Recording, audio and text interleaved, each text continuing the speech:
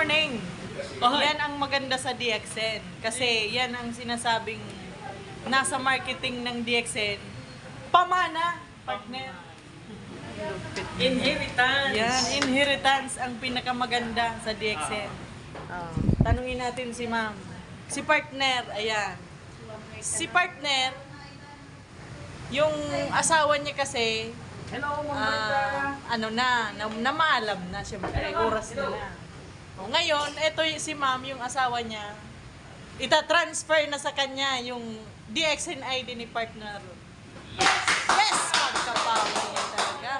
Yan ang kagandahan ng DXN. Hindi nawawala ang ID, hindi nasayang yung pinagpaguran ng asawa. Kasi, maipapasa kay partner! Pagka-power man talaga. Yan ang DXN. Lupit. Kaya, mag-DXN na kayo mga partner.